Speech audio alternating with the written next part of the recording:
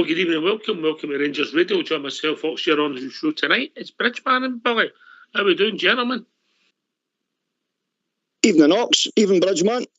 Well, can I say a huge good evening to you two guys? Massive good evening to the boys in the lobby, and to all the Rangers fans that listening in all over the world. Good evening. Welcome to Rangers Radio. How about you, Billy? I am all right, mate. Yourself? Good, mate. Good, mate. How are you, Bridge? I'm excellent, pal. Can I just tell you this wee thing? You might even have heard about it for now. But I met... Wait a minute, is this got to do with muffins? Aye! Did you know about it? Well, yes. I met, what's his name? Skipper. And he says to me, I've got a wee present for you. And it was the missus. You and the missus. Exactly. It's for my missus, actually.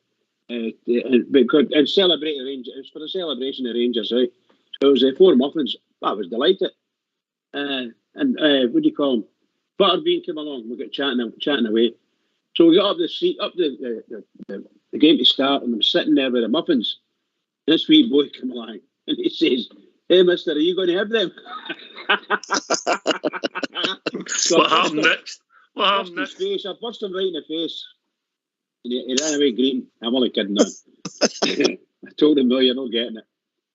Anyway, but that was loveliest, what do you call him, Skipper. So thank you very much, Skipper, my mate. Thank you. And did Mrs. Bridge get any? Oh, yes. I'm here. It was a 3-1 split. A 3-1 split. No, we've still got one left. All right, okay. Every day we had a wee thing. Sunday, today, and we're happy. Good. Right, Billy, I'll tell you what we'll do. We'll get the view for the Bridge, and then we'll hear what you've got to say about Saturday, if that's all right with you, mate.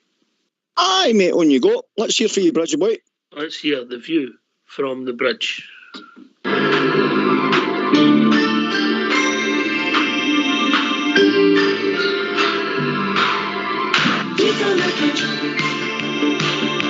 Can't take it anymore.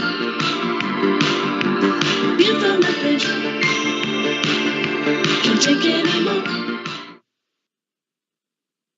Good evening, everyone, and welcome to our View from the Bridge.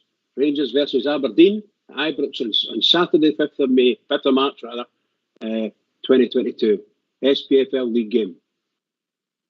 Our club, Rangers, had a massive celebration in honour of their 150th birthday. There was loads of things. I walked through the place and there was loads of things going on. Lots of activities for the families to take part in. Really wonderful stuff. Well done, Rangers. So a very happy birthday to our club. What a club. What an institution. Congratulations to all Bears. Rangers battled to a narrow 1-0 win, and our manager, GVB, says, in the first half, Aberdeen gave us a big challenge. They played well, had lots of duels, and it was not easy for us to build and find the right solutions. And that's what Van Bronckhorst said. Late goal by Roof in the 81st minute from a header from Tav in the Don's box, which hit off a Rebo, still reached Roof, who bundled it home.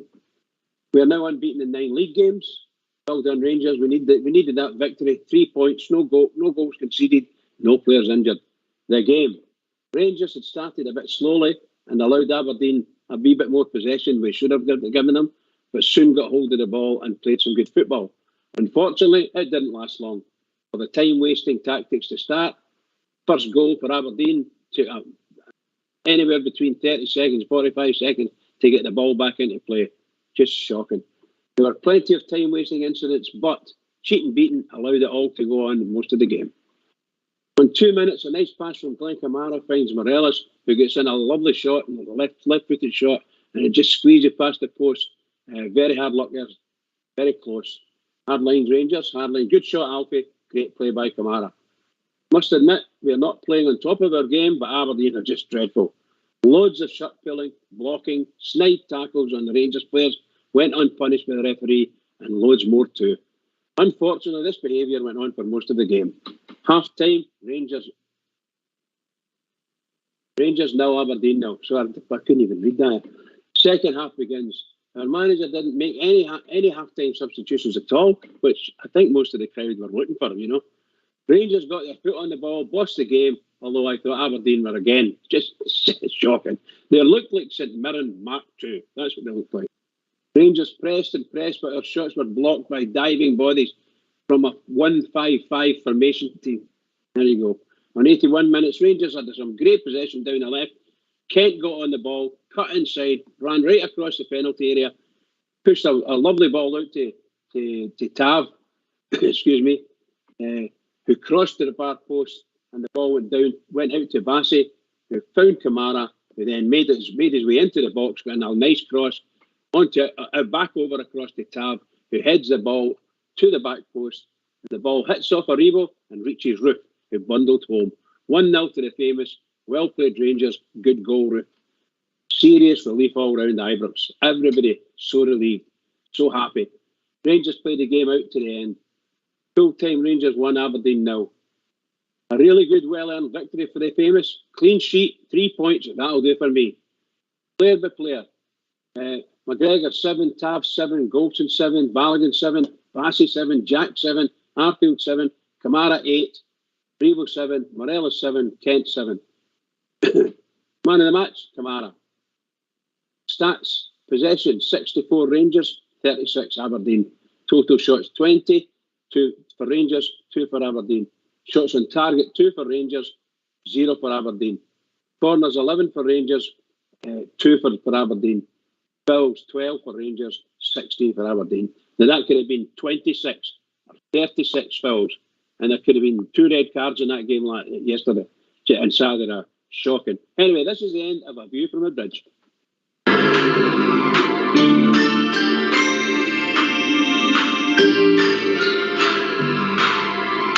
from a bridge.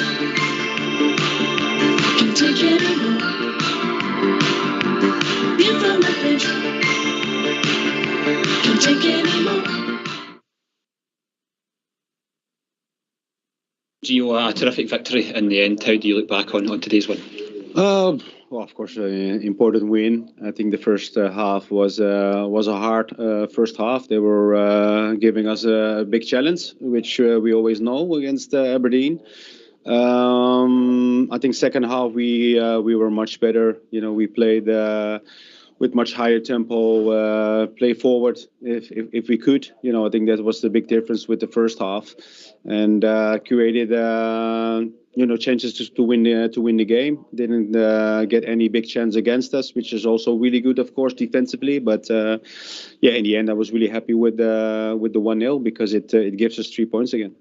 How pleasing also is to see the character of the team, the fact that they are keeping going, and eventually did get the reward at the end there. Yeah, but you have to. Sometimes you have to. We always work hard, but especially in moments of the game today, we reacted really well. Especially the second half, we won all the duels. We won the second balls. We had, as I said, a high tempo, and we're just waiting for the goal, like we saw.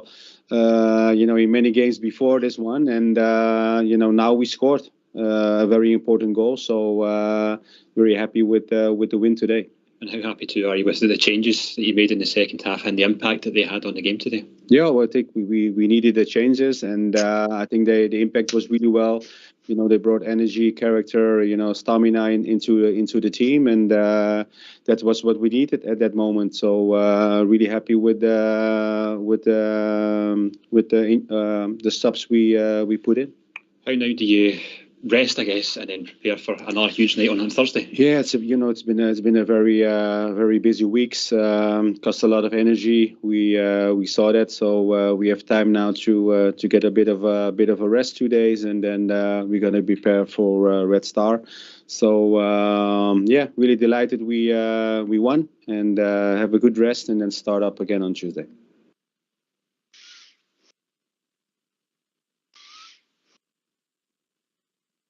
Okay, thanks for that, folks. It wasn't a classic at Ibrox on Saturday, Billy, but it was all about 3 points. That's the bottom line, mate. The bottom line, it's not about silky football now. As we're getting into the final quarter of the season, we've got to get 1-0 right to the end of the season, and we become champions. That'll do for me. But some of what has it with these teams when they want to play Rangers?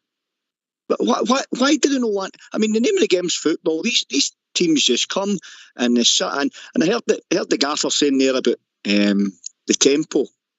It's hard to create a tempo when you've got two walls of five sitting camped in a line your 18-year box.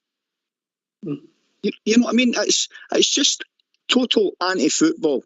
And people maybe sit there and say, oh, well, Rangers went to the UEFA Cup final that way. But Rangers didn't sit in the way these teams are sitting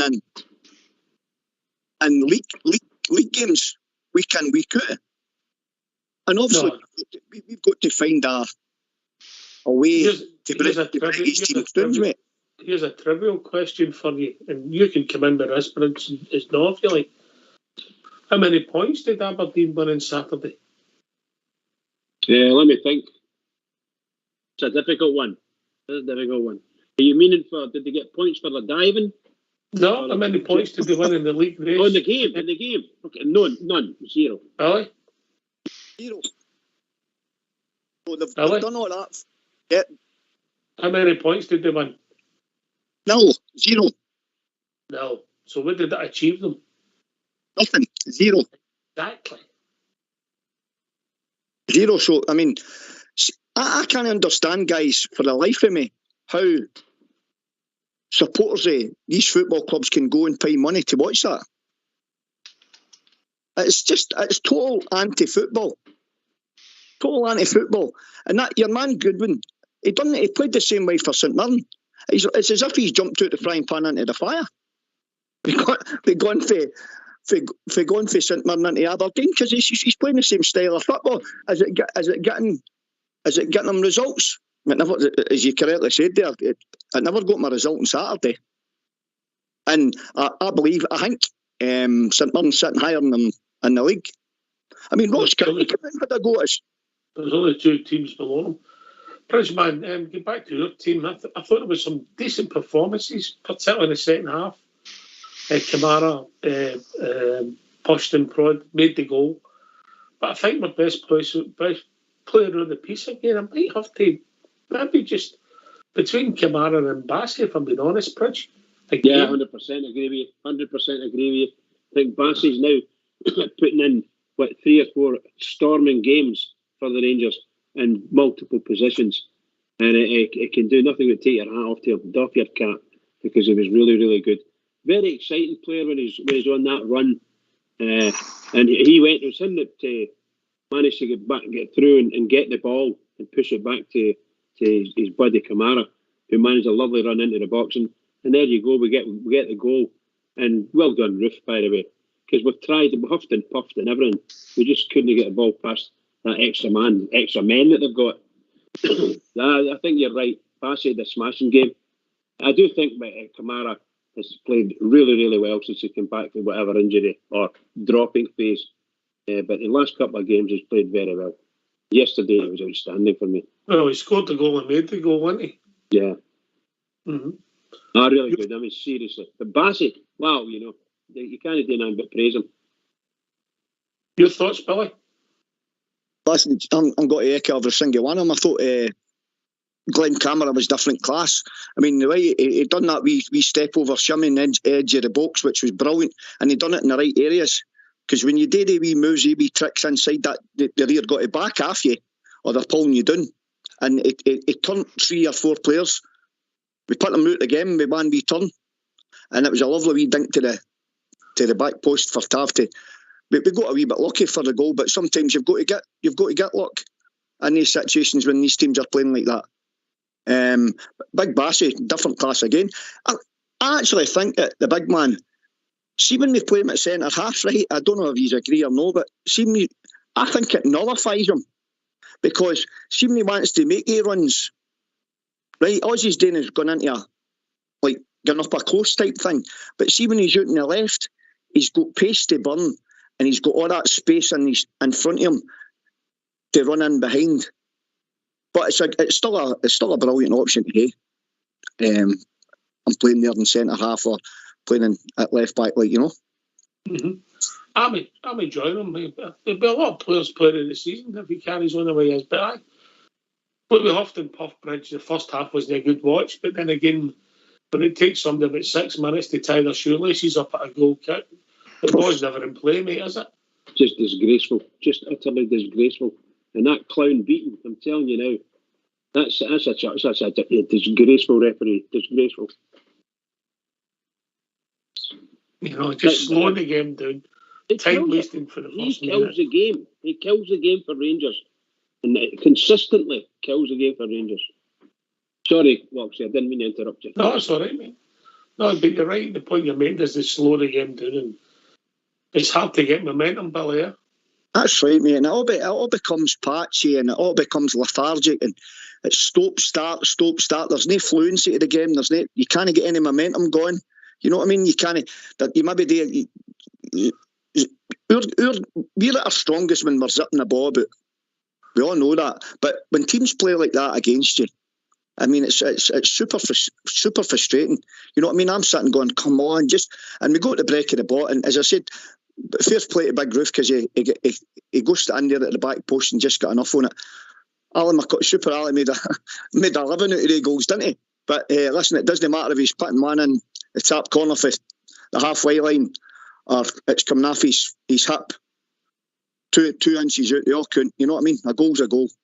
I think I might give that goal to Ricochet, Bridgeman. Nice one, pal. Nice one. Ricochet, I think when you watch the way that goal was made from down the left there, and we kept picking the ball up, I mean, he ran across the 18-yard line, and there must have been 4 or 5 Aberdeen players all in a line trying to take a shot at him, either by kicking or pulling or blocking. I think it was a really lovely piece of football by Kent. And he found Tav, who brought in a nice ball to the far post. But really, really good. Really, really good. But Ricochet, I agree with you. Ricochet, brilliant. All right. Right, boy. We get these phone lines on.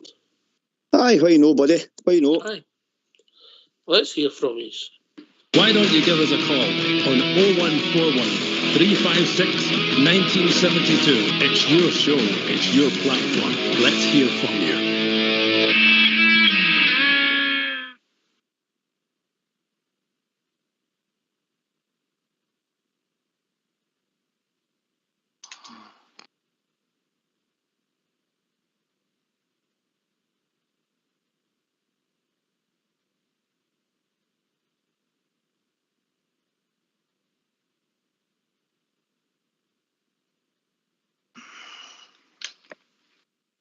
You all right, Oxshire?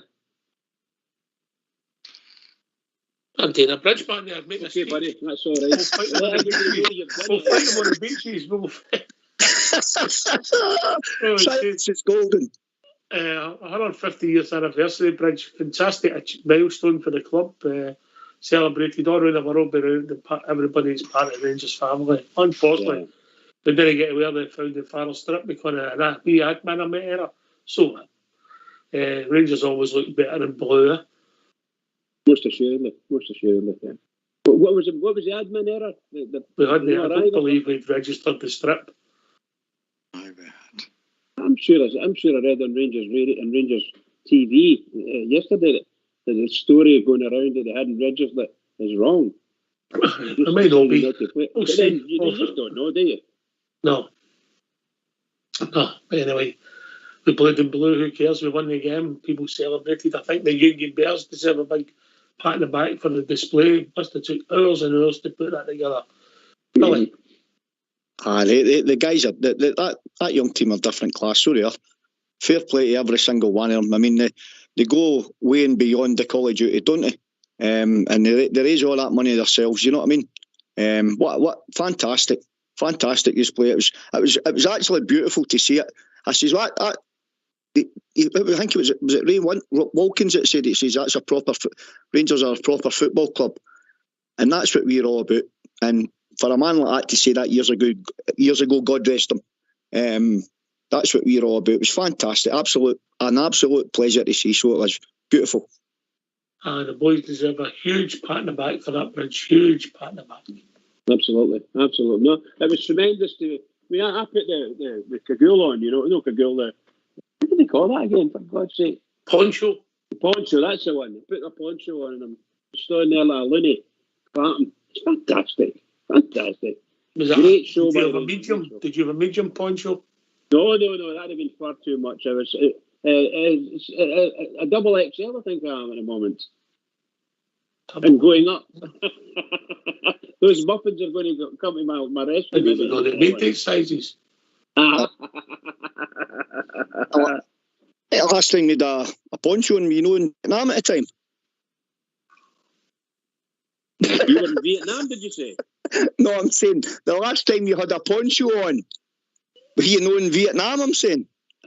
No, me. I think the last time we had a poncho on, he was in a pram. No, I don't know about Vietnam, aye. Once again, fair play to the boys putting all that together. Looked excellent and a lot of it. Yeah, people up in the Copeland area were mightily impressed and all took part in it. Good singing, it was great, a really good day for Rangers. And I'll tell you what, I was still smiling the Sunday morning when I woke up. I saw that big grin on my face. Big grin, just brilliant. That's because you had a muffin to look forward to. Well, yeah, that as well, but that result, the way it happened, and that just looking at their manager's face was just a picture. And of course, I don't know this for a fact, but I'll bet you in your life he had something to say about the goal. It wasn't a goal, it was a foul, or a penalty, or something. Always. Don't worry about them. Don't worry about rubbish. Anyway, we've been joined by our Northwest correspondent. Evening. Good evening, gentlemen. Big Stevie. Correct, yes. And Bridgebar, it's actually yourself I'm after. Oh no! Now I heard you talking about the muffins there earlier on. Well, I was at the bistro early doors, and I'm standing. Me and Jamba's standing, and we met Skipper. Right. And Skipper looks left, he looks right, and he goes like that with the bag open.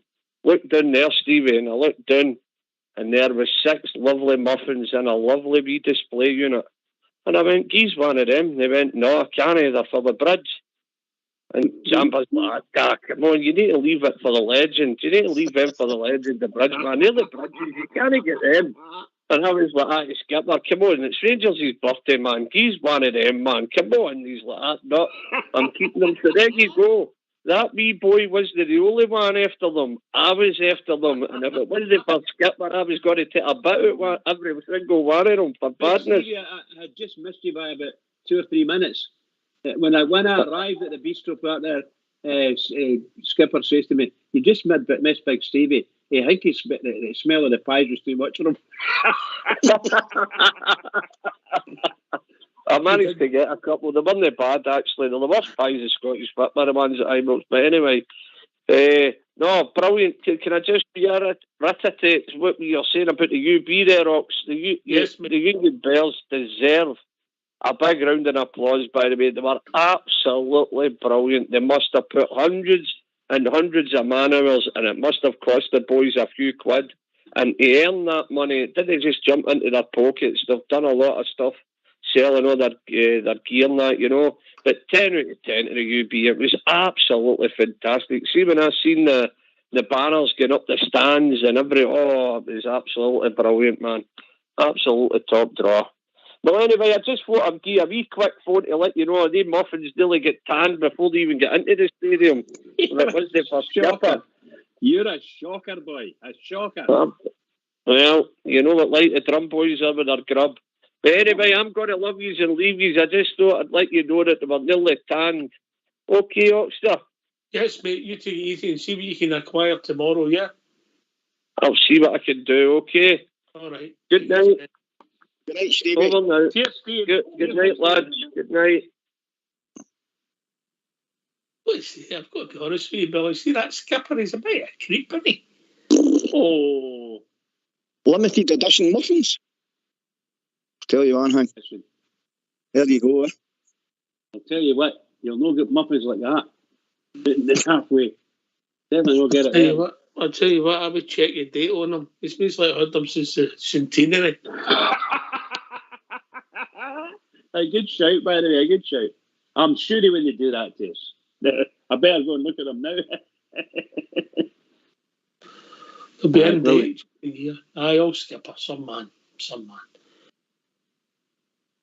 Good to see all the boys meeting up in the bistro as the weather improves, Bridge, yeah?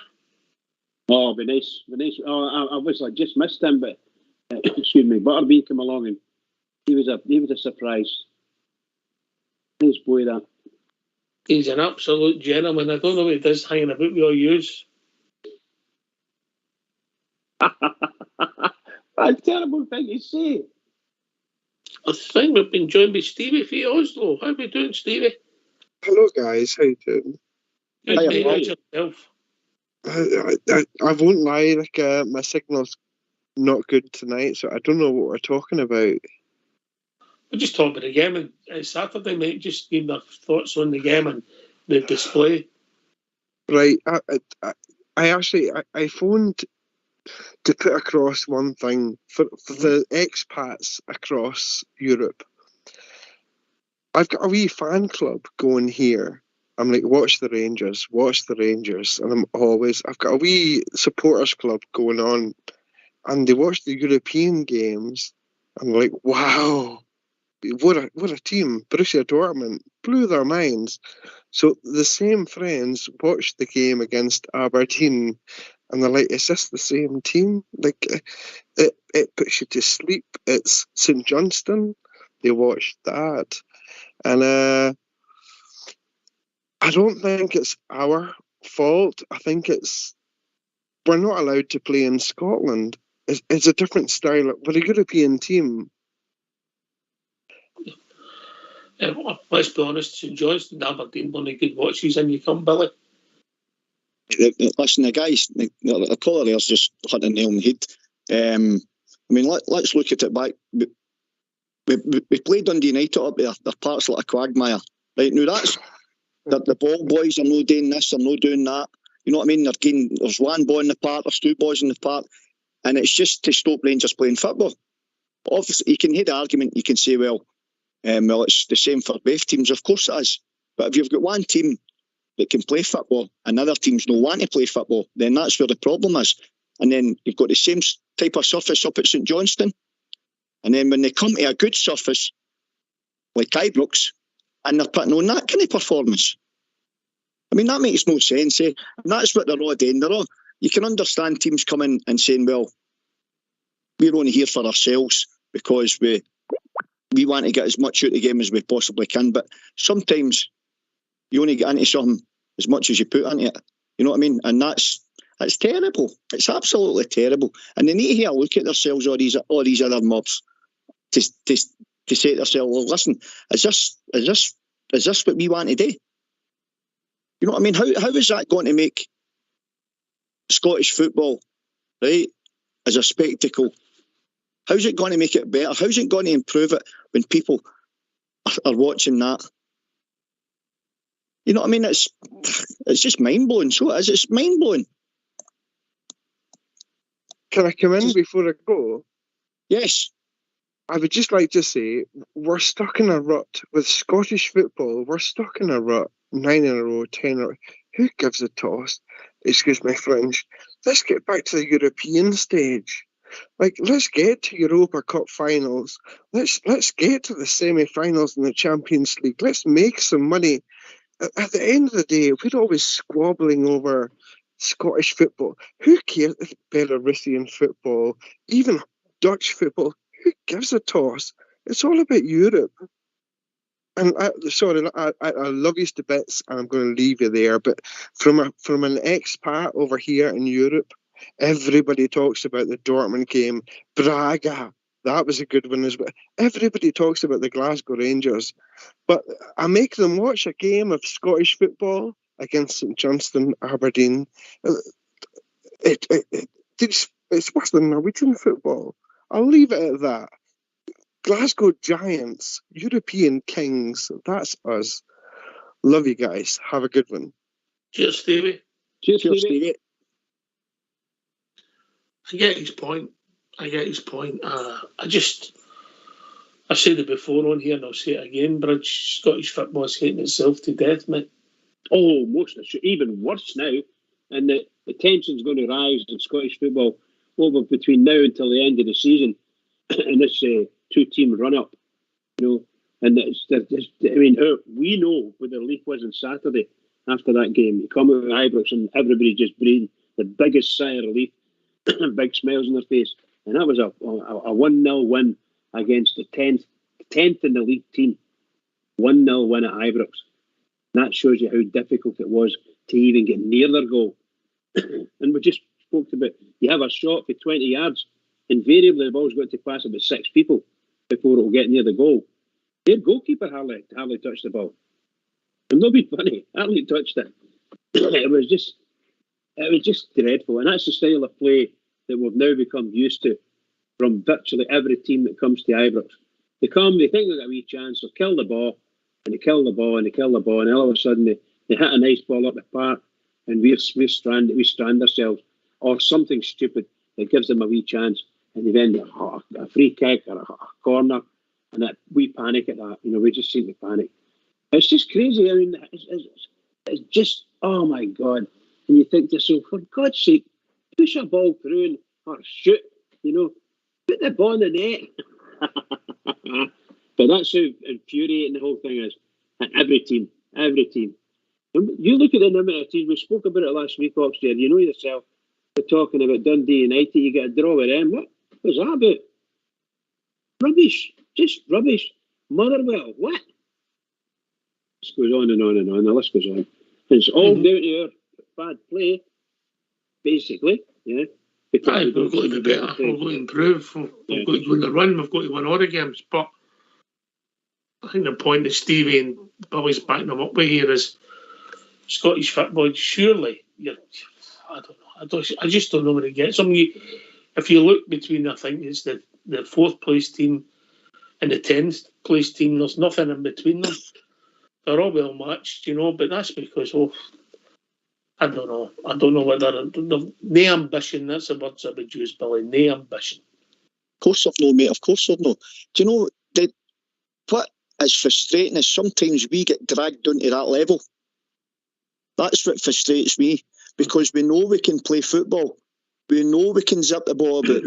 We know we can turn teams. We've got players, individual players in there. Your Kents, your Camaras, your Moreloses, your Joe Aribos. You know what I mean? Your wee Hadjis. You can get a wee minute of brilliance and boom, the ball's in the back of the net. You know what I mean? We've got them. But when these teams come, it's absolute dire. And that's all I can say. And listen, if they're out there listening, they need to look at themselves, because if they think that's football, well, I've got another name for it.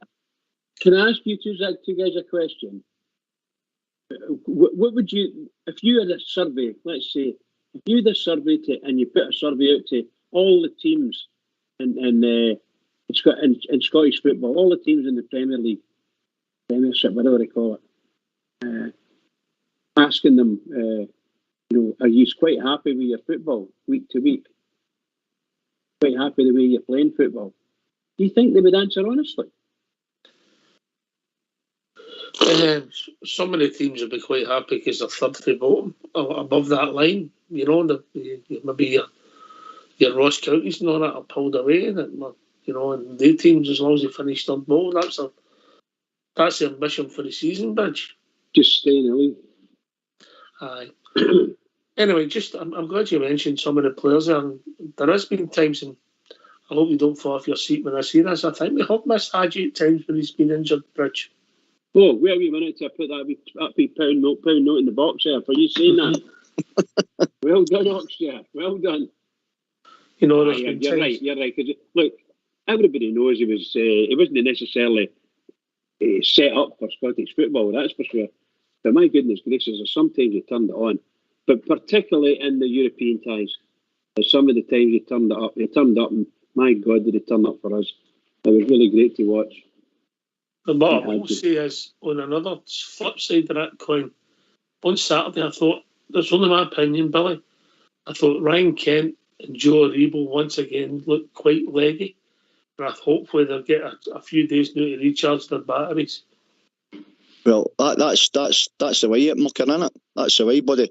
But it just shows you how much, when you think about it this way as well, it just shows you how much other teams respect your Ryan Kents and your Joe Rebos, because every time they get the ball, they're making sure they're not getting isolated, no one and one. And when it does come, they've got 3 players or 4 players round these guys. Absolutely, but saying that, if they've got 3 or 4 players round about one of your Rangers players, I mean, that's freeing up another 3 positions. Surely when that happens, we can find the space, if that's the way you're going to play. You know what I'm saying? Because it's got to free up room for us to bring our players into the game to hurt these teams. You know what I mean? That's just the way I see it, like, you know. But it's all wrong, guys. It's all wrong. They should really look right hard in the mirror, these so-called football teams, because I'll tell you, I've seen better amateur teams playing down the park on a Saturday afternoon, playing better football than some of these so-called professional teams in the top flight of Scottish football. Yep. I think it's for the 4th down. Everybody's got a negative goal difference. So where does it get them? Right, okay. Good to see Ryan Jack back, Bridgeman. Oh yes. He is a super player for us, isn't he? He really is. He never tires. He wants to go in for everything. Really good. I thoroughly enjoy watching him. I really do. Aye. Billy, you're on mute, but you want to come back in, Ryan Jack? I think we're a better team than he's playing, even though I don't think he was fantastic on Saturday. His role was, but he was still neat and tidy. Aye, Ryan Jack. I mean, what more can we say about the boy? You know what I mean? I just love the bones out of me. He's, in my opinion, he's the best central midfield footballer in the full of Scottish football at this present time. He's just I keep calling him the wee Rolls Royce, but listen, that's the best. I can't think of another compliment to give the boy. You know what I mean? And he gets it. You know what I mean? And what makes it even sweeter, he's one of us, or no? You know what I mean? He's a Ranger. You know what I mean? He's one of us. He's a supporter, and he's just living the dream, the boy. You know what I mean? He's living the dream. Unfortunately, with his injury and that, that's the only downside of it. And let's hope that we can keep him fit, because a Ryan Jack, a fit Ryan Jack, he'd be the first man on the team sheet in my team every week. Big compliment there, Bridgeman. Yeah, when we got him over from Aberdeen on a sort of free do, and he was a captain of Aberdeen, I thought within a season he would probably be our captain, because I thought he was a smashing player with Aberdeen. I really did. And you look at him playing, he unfortunately got a wee injury and it sort of dulled his performances to a certain extent. But my goodness gracious, what a player. It really is. He puts on a smashing performances for the Rangers. He really does. And again, he never disappointed. Never disappointed once. Again, never disappointed. So, do you know well what I like? done, Do you know what I like about him as well, Bridge Ox? You know what I mean? He's always shown for the ball. It doesn't matter what part of the park it is, what area, if it's in tight areas or it's, you know what I mean, if he's got a couple of players around him, he always shows for the ball, and he's brave on the ball as well. And once he's got his head up, he can pick a pass too. And that's what I like about him. He's not always the one. A lot of these midfield players will go sideways, and they'll go back the way. But Ryan Jack can pick a pass too. And he pops up with goals as well. I mean, you're on one he scored last year, and I think he flicked it up and caught it in the half volley and put it right in the top corner. What a hit that was. You know what I mean? If that's doing the English Premiership, they're raving about that. You know what I mean? I'll be honest with you, Billy, if I'd have done that, I'd have backheeled it in. What a shocker. Aye, good. All right, we'll be enjoying my Blue Star. How are we doing, Blue Star? Evening, Ox. Evening, Billy. Evening, Bridgeman. Hi, Blue. Evening, Blue Star. Question, Ox. Guys, coming up to Red Star game Thursday, followed by Dundee away in the Cup, and then back to Red Star. What does Gio do? What does Gio do now with a limited, in his mind, and with a limited resources that he has at his disposal? Because up until now, against lesser teams, as what we've just been talking about, these teams, that half of them don't even try to win again because they'll not come out. They're quite happy to defend. What does our manager basically do now with the 13 players that he's been using? Because, as you've just said, Ox, Joe Aribo and Kent, Aribo especially, for me, he was deep in his feet easily long before half-time. The guy looked basically totally done. I'll say it again, I'm mega worried for these games coming up because that other mob have got one game in the next couple of weeks when we've got 3. At the moment, our manager has been determined to stick to basically our same team. Now, whilst you get the notion sometimes that you keep playing the same team, well, we've been proving basically in the last 3-4 games that that's not working. What does our manager seriously do? What's your own opinion? I think it'll be McGregor in goals, Tavernier, Golson, and Bassey have been one of the positions. Whether Balogun or Hollander play remain to be seen. Or you could, if Bassey plays at centre back, you'll have Barisic there. So there's a wee bit of, on the left hand side of the defence, there's a bit of wiggle room. In the midfield, we'll get Ryan Jack, we'll get John Lundstrom, and we've now got an informed Glenn Kamara. So we'll get 3 fighting for 2. Yeah, if you've got 2 sitters. The 3 in front of that's where your problem starts because they're the boys that are looking leggy, in my opinion. Joe Aribo, Brian Kent, and Alfredo. Because, let's be honest, they give us everything they've got. Sometimes it doesn't come off for them. I don't think any of them played particularly well on Saturday. But they look a wee bit leggy. Billy? You're bang on, mate. I thought, I don't know if Big Joe Aribo was maybe carrying a wee knock.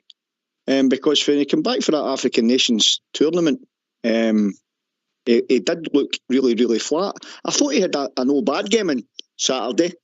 And what he's normally like is, you know what I mean? On his form since he's come back for that tournament, right enough. But that's what happens. And Alfie, you're getting it's going to be a right hard, but because you'll need to try and keep the nucleus of the team the same, but at the same time try and make sure everything's fresh. Blue Star, you know what I mean? And that's the way I can think about it today. That's my point, guys, Billy.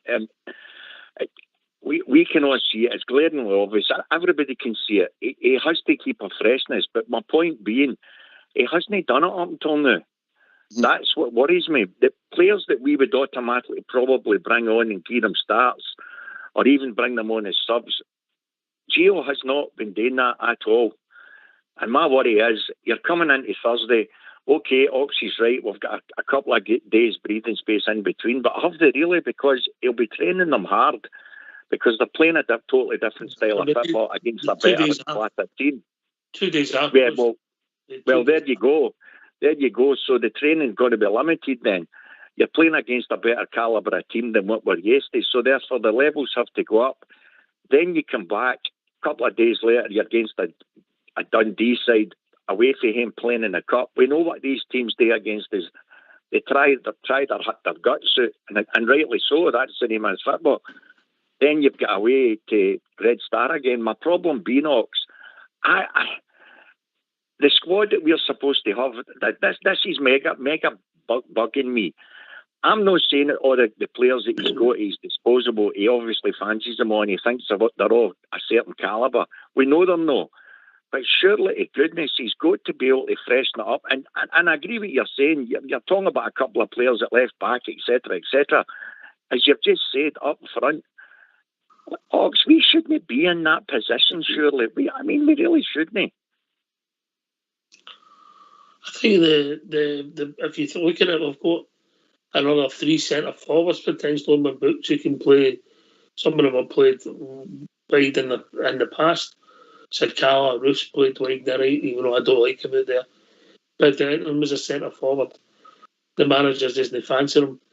On the left-hand side of the forward line, well, Sakalis played there, but Kent's a shoe-in if he's fit. We missed Hadji, and I never thought I'd say that. Bridgeman, in you come, but the forward there we do seem a bit light. No, it must be pretty. You must be feeling pretty down about it all if you bring that up about Hadji, missing Hadji. It's for a person like you, anyway.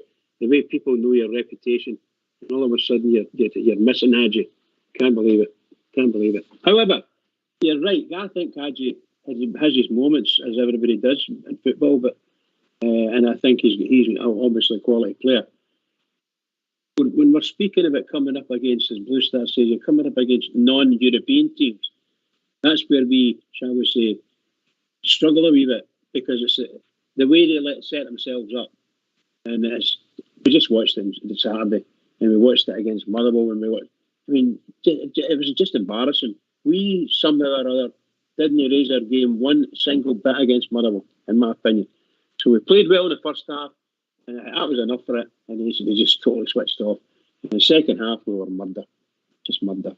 So against Aberdeen were a wee bit better in the first half than they were in the second. But my God, they were the worst performance of our team. And that's what we're up against that. So we're going to have 10, 11 games against Aberdeen's playing the way they play. And it's just wrong. It's just totally wrong. And I don't know what the manager can do at this time. I think he's doing the best he can, and I take my hat off to him, because all of this is absolute murder. Murder for us and the fans sitting in the stand there. And I'm not forgetting the guys that are booking in up all night, waiting the match coming out for Australia. All these things are happening with the fans, and they're watching a pun of mince, and they're booing the side when they're on the park, and they're booing the manager. His what do you call it? Allegedly, they were booing them for his substitutions.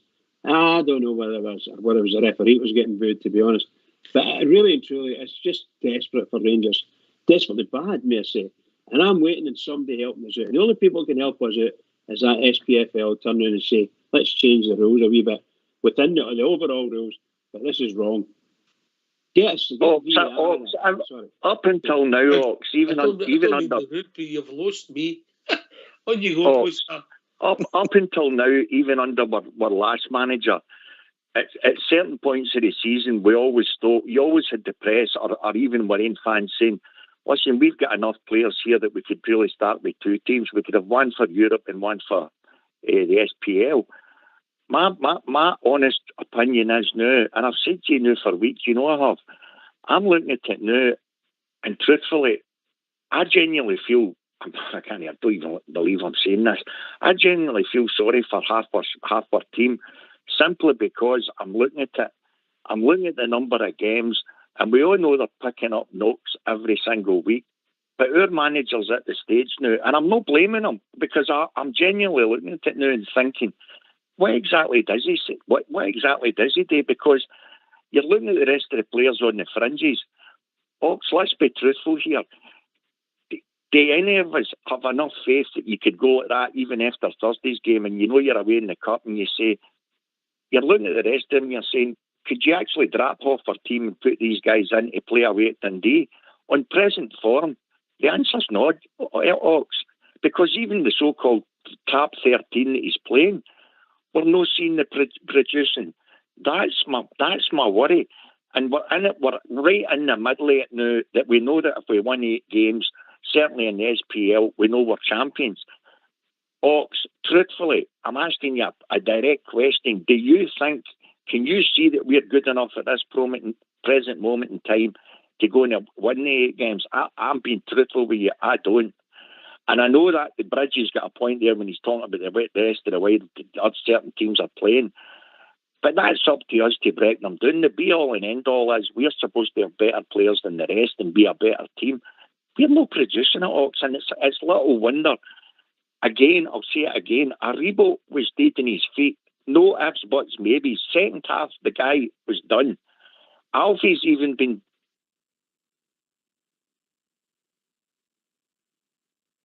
Oh, by the way, Blue Stars left us and absolutely nothing to do with me. I'm sure he'll be back in a minute. Taking Tommy's points on board, yes, I do think we're good enough to go on and win all the games from you to the end of the season, but we just can only take one at a time, Billy. You can never look further than your next game, don't you? No, That's because you can make all these plans about different players, and one of them can get injured. That's so right, you can't plan to the next game, yeah. That's exactly right. I mean, but I can see where Blue Star's coming from, because he was bang on the money what he was saying. But that's up to Gio to say. I mean, if these teams are going to be playing these blocks, right? These two blocks of 5 or whatever it is, right, or whatever, or a 6-4 or whatever. You know what I mean? It's up to Giovanni and his background team there to work on these things in training. Do you know what I mean? To come up with a solution to beat these teams. And he must know the players that can play, the players that can open doors. You know what I mean? He must know. He's working with them every day. He must. I mean, he's not a silly man. You know what I mean? No, he doesn't. It looks for the outside looking in, Billy, and then briefly, and then I'll go to Bridge. It looks as if he doesn't fancy guys like Scott Wright. You know, people would maybe argue about the young boy Lowry. Even I don't think he's ready. Personally, that's my personal point of view. People can argue what they think, but I don't think he fancies Scott Wright. I don't think he fancies Hitton. So that leaves us a bit light all in the sort of wing area, stroke forward areas. Bridgeman? I agree with you there. I think the manager, this manager anyway, he's got his eye on other people. And when he looks up and he sees the boy Lowry, or he sees Scott Wright, as you say, he doesn't see, he's not confident in these players. He's not very confident. He's not the type of player that he would normally have in his team. Words to that effect, you know. So he's not going to play him for the sake of playing him. That's what I feel. So you're going to find that Scott Wright and boy Lowry, in all probability, will just fade away. That's what it seems like to me. No, I think the boy Lowry's just starting out his career, Bridge. Give him a chance. No, I'm saying he'll be fading away in his mind. No, not that he's bad. I think he's a smashing player. But I'm talking about the manager. The way the manager's looking at him, you think to yourself, nah, I'm not going to play him. No, I won't play him. I won't play him. So they cannot just sit on the bench. That's the way I think it is. I thought the bench looked a lot stronger than it did at Dermot Park on Wednesday, but obviously it'll also use the subs if we go to victory. But maybe it's time for heroes. Maybe it's somebody like the sort of villain turned into hero. Aaron Ramsey post-stars back with us. Obviously, if you can get yourself fit, mate, it adds to the midfield forward areas. Totally agree with you. And if he doesn't get a glimmer of a chance on Thursday night, surely, goodness, if he's got him on the bench, then he obviously must be fit enough to play some part. Goodness me, surely he can play him against Dundee. And if he doesn't play him in that game, goodness me, I don't know. As a smoke screen, he shouldn't be on the bench at all, because we need another couple of players badly. Gosh, if he can't make changes for that game on Thursday night, irrespective of the score, and hopefully it's a win for us, but he's going to need to change it up a bit for away to Dundee. He can't keep playing the same players all the time. He just can't. They've not got it in them, Ox. They haven't. They've played too many. I think still the majority of them will all be playing at away to Dundee. I don't know what you think, Billy. Aye, listen, what else does he do? You know what I mean? What else has he got? What other options has he got there to make these changes? You know what I mean? We've seen it. Billy, that's my point. Yeah. We're talking about 13 players. Our squad's supposed to have 28. You're not telling me he can't bring out, never mind another 4 and 5. If we can't pick 11 players out of that squad to play away to Dundee, surely, goodness, guys, none of us can deny this. There's something far, far wrong. There has to be. Well, this is a problem with the transfer window. You can't move or deal. You can only deal at the time. You know, and obviously... But Ox, we're talking about a team that's lying at the bottom of our league. If we can't change the mass majority of the team that we play on Thursday night to play the bottom team in our league, then goodness me, I don't know what you say, because it's to the detriment of our squad.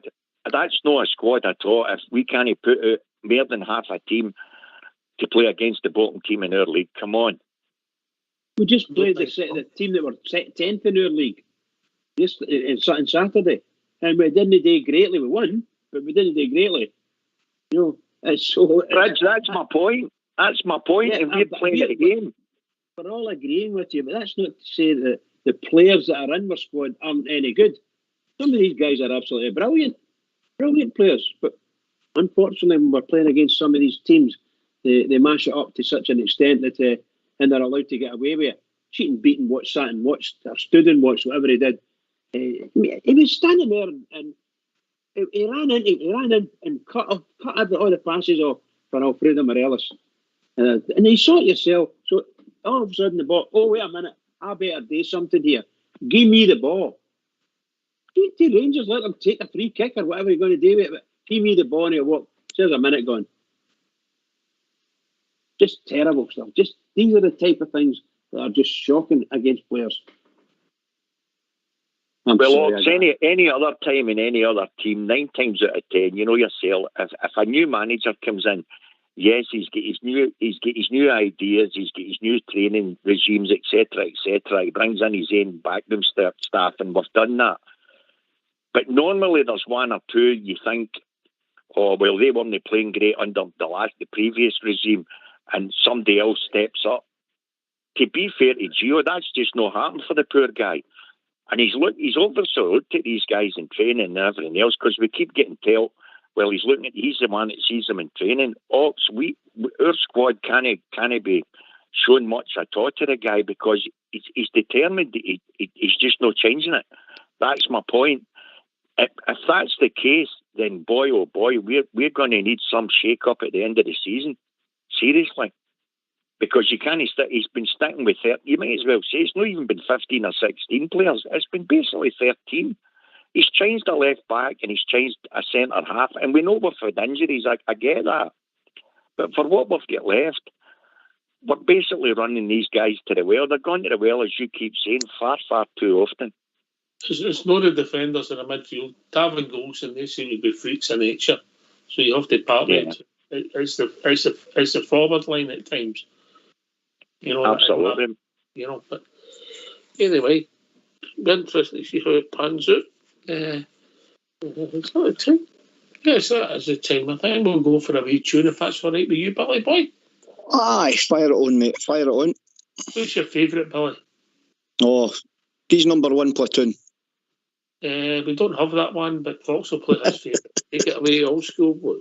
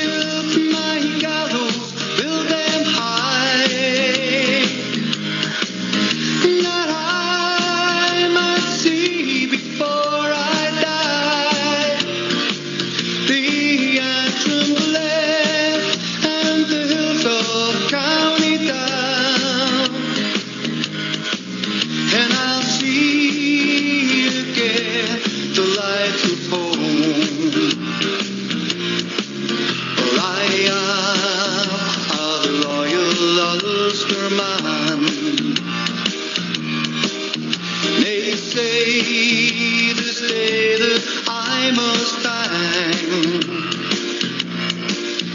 I fought those evil men, and I do it all again.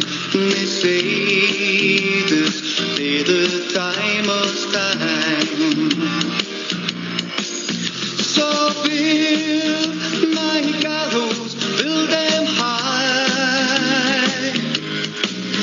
that I might see before I die the antrim land and the hills of County Down, and I'll see again the lights of home. I am a loyal Ulsterman. They say this day that I must stand. Well, I fought that evil band, and I freed my native land. They say this day that I must stand. So build my gallows, build them high,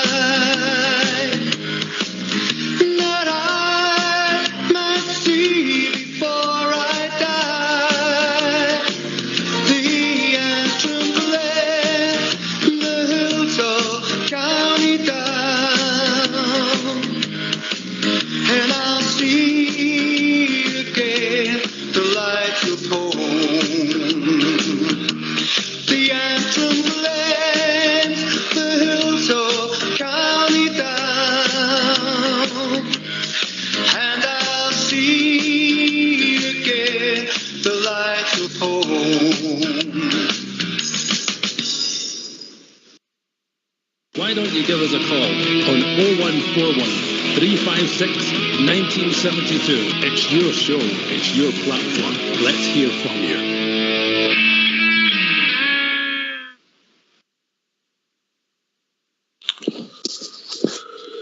So obviously we're a wee bit short in the forward areas. I think that's fair. Sakala can cover the three forward areas.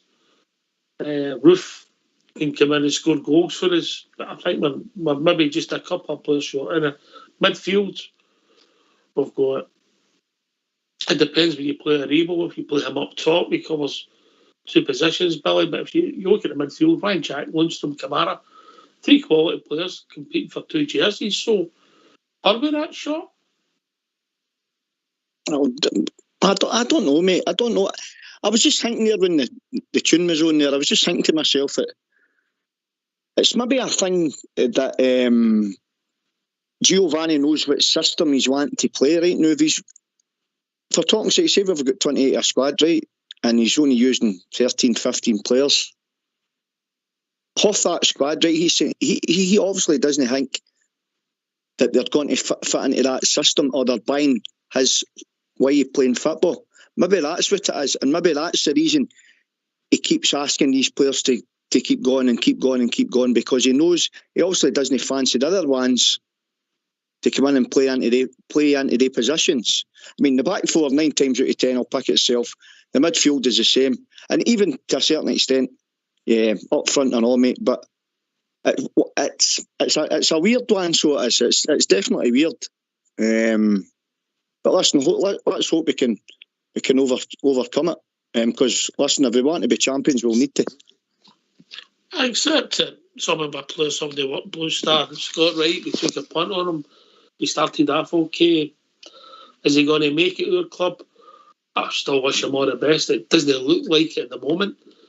Who else we got? Itten.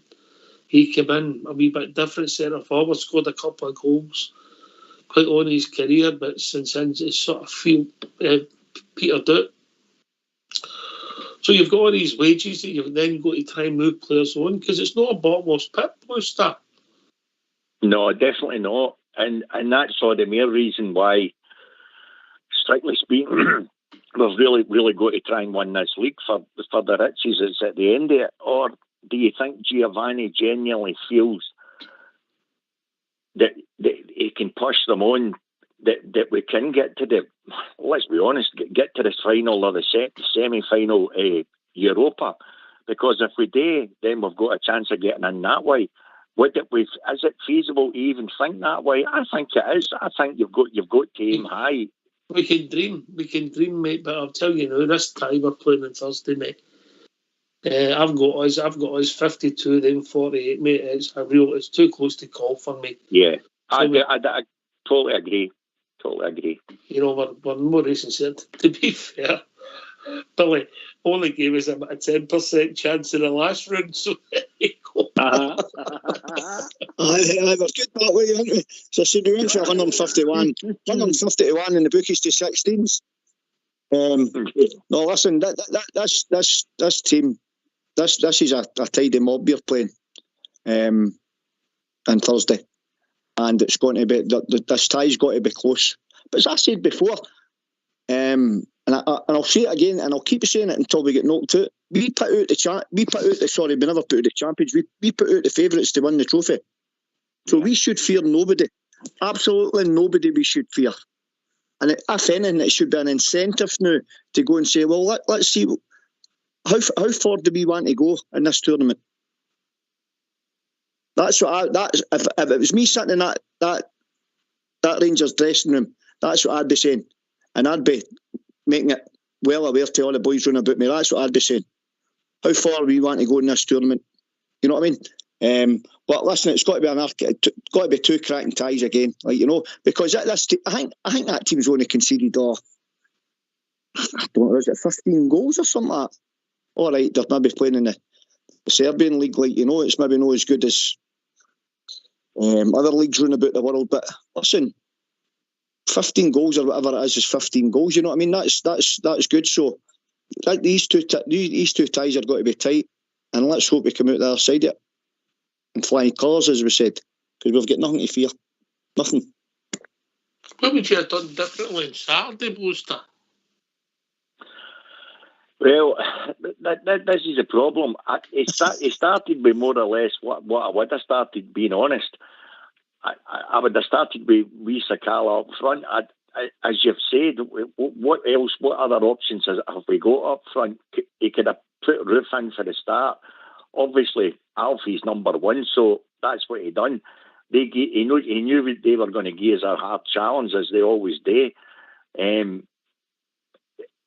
As I say, I looked at Aribo. I'm being truthful. I genuinely thought Aribo looked dead in his feet, even in the first half. I honestly did. He's limited, and that's what I'm saying. For once, I'm agreeing with the guy. I wasn't a few games back, but I'm now looking at the way they're performing. They definitely look tired, and it doesn't help. It doesn't help the very fact, as Bridgman's talking about, when teams are sitting behind the ball, we've always kind of struggled. For instance, you've got Ken. Ken's great when he's got a bit of space to run at players, as Mace wingers would be.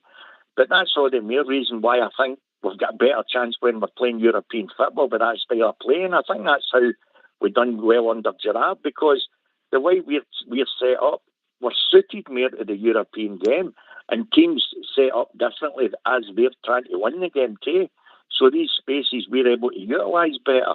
Whereas when there's teams playing against us and they're sitting behind the ball, obviously it's harder because you're up against 10. You're not up against maybe 1-on-1, where a player can take a player on and get by them. If you've got 10, you can put 2 and 3 players on a winger. That's what happens with 10. So, irrespective of what we've got, my answer to your question, there's no much difference he could have done. He starts with his strongest 11, and that's basically what he done. Mm-hmm. He did refresh it. You got Alfie off. You got obviously Ryan Jack off, light for light with John Lundstrom. Sakala coming off. Once I didn't really know. I'd like to see Sakala getting a full 90 under his belt. Yeah, I agree. I love the wee guy. I think he's infectious. I take the point that there was probably a couple of times he maybe could have passed it in his shot, but you can't knock him for that, because we're always saying we want to see more players shooting. But he's infectious, and the one thing you've got to give him 100% credit for, oh boy, the wee guy just doesn't stop trying, and he runs. And I'll tell you another thing, it's not what you do notice about him too. He's no fear to come back and put in tackles, although he's a slight. I mean, he puts himself about the wee guy. So, no, I love the wee guy. I really do. All right, okay. Yeah. Ryan Kent's like Fox, Bridgeman. He performs a lot better when there's grass running about him, you know.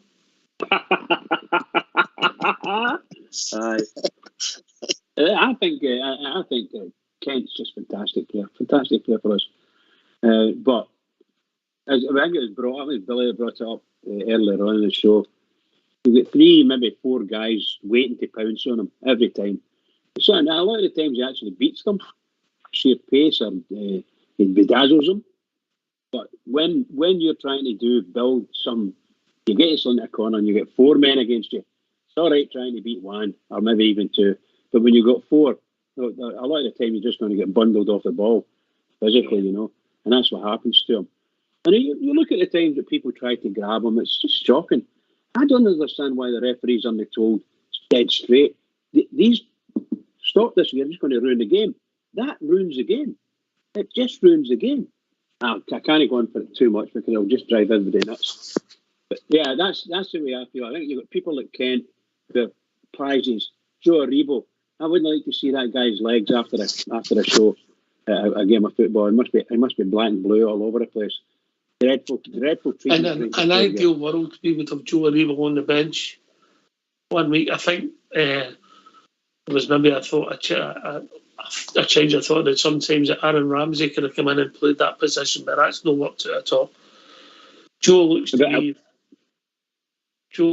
somebody who's played a lot of football and needs a break, but he also needs a spark because his confidence is getting affected because it's just not working out for him, isn't it? Are we going to have... Sorry, apologies, I butted in there, sorry. On you go, Bridge, and then we'll go to Billy. I was going to say, or ask the question, are we going to see Aaron Ramsey over the next 7 weeks, 8 weeks, or whatever it is we've got left? We'll get as much chance of seeing Aaron Ramsey as your wallet, mate. Yeah, okay. That's fine. So you're never going to see it. Yeah, I didn't know me. Right, okay, right. We've got some more callers coming in. Give your last shout out, Blue before we bring in the rest of the callers, mate. Ox, in all honesty, just the guy you're talking about there. See if he's on the bench. Well, my understanding is he's not nowhere near 100% fit. He's about 60 to 70, they reckon. See if that's the case, and even during these next 3 games, if we can get him up to even 80 odds, I'm serious. I still maintain, correct me if I'm wrong, at the end of the season, see if we can even get the last 6 games out of him, mate. Honestly, I genuinely believe he'll be a revelation because I know the guy's that good because I've seen it with Wales often enough. He would be a revelation, and here's hoping because, boy, do we need him now. We need somebody to really step up, out with what we've got at the moment, and it would be fantastic. So here's hoping. But I'll listen to the rest of the show, guys, and keep up the good work. Take it easy, mate. Enjoy your night. Cheers, all the best, guys. buddy. Cheers, mate. That'd be interesting. You could I don't mean he'd be a villain, that's a bit strong. But he could go from villain to hero, couldn't he? Aaron Ramsey, Billy. There's nobody out there can doubt his ability. He's a fantastic football player. If he can get, I mean, we keep saying it. When we got to see him, he's this fit, he's that fit. You know what I mean? As Blue Star said there, if we can get him up to 80%, I think he'll have something to give us. And listen, it's maybe a wee blessing in disguise what's going on just now, because he maybe come good at the right time type thing, just when we need him. I was also thinking, it's maybe, see, like with Joe Aribo, do you think it's no, I wouldn't say the guys are no fit because they're athletes, right? Do you think it's maybe a mental thing? I think maybe a mental fatigue with Joe. We're at a tournament away in African nations, Bridgeman. Yeah, you might be right there. When he goes away there, I was thrilled for him getting getting selected to play for Nigeria, and he was getting the games here and there and scoring the goals. I don't know if he's had very many games and getting selected any time. I really don't know. But it's exhausting just travelling. Just exhausting. You know what it's like yourself, Oxford. You can go up and down the road here and you're only 300 miles. Well, for you, it's probably 300 miles. But my God, if you're up and down here a lot, it's just exhausting. And he's going to have to travel all over Africa. So it's really difficult for him. And yeah, I think if he comes back, this time he's come back and he's a shadow of himself. That's what I think. I just think he's never got a break. They're going about this winter break. You never get any time. That's right. Up until Christmas, he was our best player, wasn't he? Scotland's best player. Aye. Aye, definitely, mate. Aye. I would say it was in a rich vein of form. And then he went away there and... Well, Carter Crochet will be joined by the Malteser kid. Hey. Good evening, David. Yeah, I'm fine. Great stuff. I was up on Saturday. I didn't have a ticket. I went up to listen to get into the spirit of the day, you know, and I must commend Mike Marvin for his rendering of Four Lads Had a Dream. The guy's fabulous. Even when he just laughs, it just lifts the whole spirits of the places up. So, big shout for him. I was just asking, we were just saying about Aaron Ramsey. We're talking about different aspects where he is. Surely, if he's no fit, why is he on the bench? The only reason I would say that, Davey, is because there's 9 substitutes now. You know, it's not like 2 or 3 back in the day, you know. Well, why don't you have one of the young boys who's fit? Yeah, that's we've got a great wee midfielder there, and we've not heard him for 2 or 3 weeks. I was appeared back in the bench, but listen, maybe he was hoping we could get a couple of goals and give him 15 minutes. That's all I could think of, Bridgman. Yeah, absolutely. That's what you can ask for 15 minutes, maybe 3 or 4 of them a day are really good. Get you back on, but I just don't know it. I get bedazzled by it all and befuddled, and I think to myself, I'm watching some guys who 6 months ago they were beating everything and anything in front of them, and this week they're not playing great, you know, but there's still enough. There's still enough to outplay Aberdeen and outplay Motherwell, and then you lose a goal here and another goal there, and before you know it, the fans are booing. Oh my goodness gracious, it can be terrible. It's just terrible. Anyway, that's what I'm going to say. I'm only boring people. Not at all. You got to answer the question. Sorry, what was the question? I've rambled on it. Here's a favour. You've got 2 years in one mouth for a reason, right? Listen. Aaron Ramsey. Davey asked about Aaron Ramsey. Yes. And I said that would it be good if we could have given him 15 minutes? That would maybe have been Gio's rationale. Well, I've said I agreed with you. If we could get Aaron Ramsey on, give him the 15 minutes and see if he's fit. Give him the 15 minutes. I would give him a half an hour. I would have gave him the second half against Aberdeen if he'd been fit enough. But no fit to start the game. I wouldn't have started him. Wouldn't have taken any chances. But I don't know. That's why I was asking you a wee bit earlier. Is he fit at all? Well, David, the point David's making, he should be pretty fit to be on the Rangers bench, Billy. That's the way I see it. No, David's bang on there because if you're fit enough to sit on the bench, you're fit enough to play. Or you know what I mean? That doesn't make sense. So I said, but we can't doubt his ability because his football ability is there. And surely as well, we think about it this way as well, right? He must have some kind of fitness programme as well.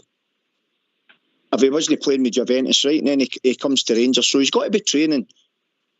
I mean, how long does it take to get fit? These guys are athletes, unless it's an injury, and it can't be an injury. It can't be an injury if he's sitting on the bench. He got a kick in the calf in Dortmund, didn't he? Aye, I know, but I mean, there's kicks in the calf at Oxen. There's carrying a wee knock. You know what I mean? Mhm. There's the majorities have all played football, and you take a kick and you go and play because you want to play. You know what I mean? Unless it's been something that showed up and they say, no, listen, he feels himself. Maybe he's experienced enough to say, no, I didn't feel right, so I didn't want to play. But the same token, you're saying to yourself, well, how can you not play, but you're fit enough to sit in the bench, but you're training every day? You know what I mean? And surely there must be bounce games at Aucklehowie. No, they're not been doing many bounce games the way it's been the last 2 weeks, mate. You know what I mean? No, but like for Aaron Ramsey to get him up to some kind of standard of fitness. But we'll see what it takes us with Aaron Ramsey. We'll be joined by Tommy. Evening, Tommy.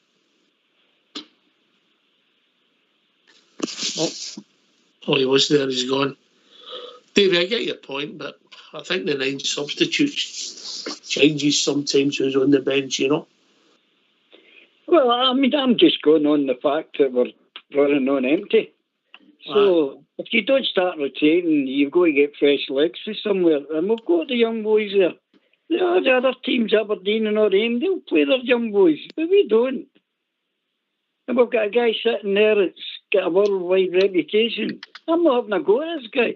I'm just saying, that's somebody less that's on that bench that we can't bring on. That's what I'm trying to say. I must admit, with 15 minutes to go, I thought we might have seen him, Davey, on Saturday. Well, that's down to the moment. I mean, I think the booing when they took Morelos off was... I mean, the fans were fantastic today, what I seen on the telly, blah, blah, blah. I think what the booing was most about was frustration with 10 minutes, well, no less than 10 minutes, a bit more than 10 minutes to go. I don't think, it wasn't a point of this against the manager. Some maybe, but there's no need for that. But I think it was born out of, if we don't win this game today, we're in trouble. Aye, and ultimately the manager got it right, Bridgman. Yeah, he did indeed. And I'm so grateful we are that he did it, you know, because of the final result. And that's what we wanted. We wanted Rangers to win it. That's a huge gap. We've found ourselves in a chasm there and unable to get out of it. And now we can do it. We'll lift our heads up and let's go for it. Huge game coming up this week. This Thursday, huge game. And we need to get over, all of us, the fans, the team, the management, we need to get over the last couple of games that we've not done very well in and get our heads up. And look back, go back to Borussia Dortmund and take the good out of that and corner that. We can get that back in. We might do well. I'm desperate for this game Thursday. Desperate for it. I think Tommy's joined us now. Tommy? Yes, I have. How are you doing, guys? You okay? Hey, Tommy. Hey, Tommy. Hiya. I'm pretty much the way you're describing it. Everybody, I've only just tuned in. Please trust me, 15 minutes ago. So tell me if I've been a complete womble or not. But the reality of the matter is that regardless of who we play, we've the last 2 games at least we've ground out results. Correct. Beating Borussia Dortmund to get into the next round. And still lots and lots of people are complaining about Gio's tactics or how we should be or how we should, exactly how we should go. I think he's got it almost perfect. The Aberdeen game there was a bit shady, as we have been from time to time, but we still got the 3 points. So the reality of the matter is, I think that we need to just lay off Gio a wee bit and just understand that it doesn't matter what league you play in. You're going to come across teams that have maybe sussed you out, because it's no difficult to suss us out if you were to think about it and you had the players to do it.